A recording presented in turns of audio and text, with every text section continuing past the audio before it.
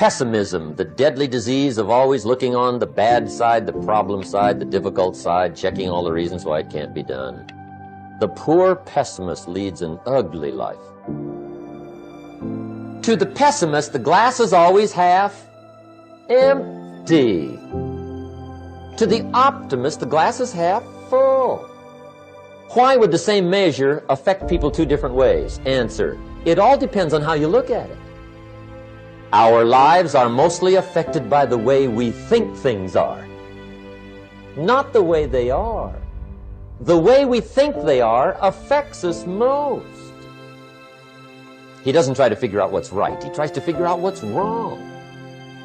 He doesn't look for virtue. He looks for faults. And when he finds them, he's delighted. How ugly.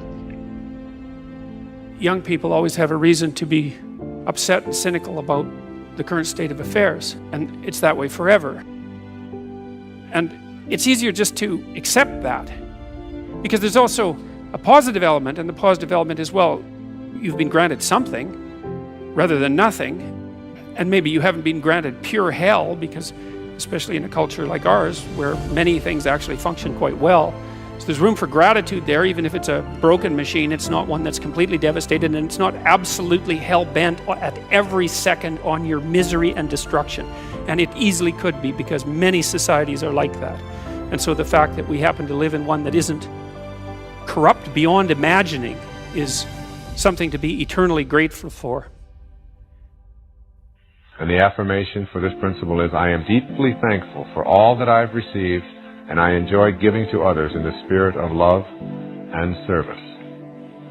This is a very important part, not only of being able to show up in your life what it is that is the fulfillment of your heart's desire, but it is also a beautiful way to begin living your life every day. There's an old saying that says, if you're not generous when it's hard, you will not be generous when it's easy. The healthiest of all human emotions is gratitude. I said, you go down that list. I like my job, I love my job rather. That is a way of gratitude. You'll sleep better the first night.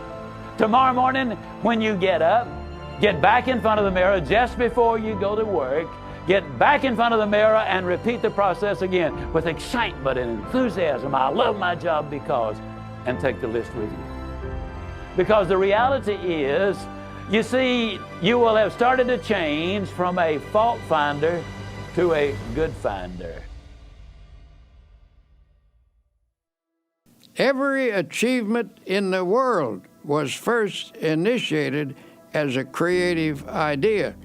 First the idea, then faith in it, then the means of implementing the idea. That is the way success proceeds. Here is the idea. What is your present trouble? Your trouble is that you lack everything, don't you? You lack money, you lack subscribers, you lack equipment, you lack courage. And why do you suppose you lack everything? Why, simply because you're only thinking about what you lack. You are constantly thinking lack thoughts, and you have thereby created a condition of lack. If you constantly think about what you don't have, you keep creating the conditions that keep you in this state.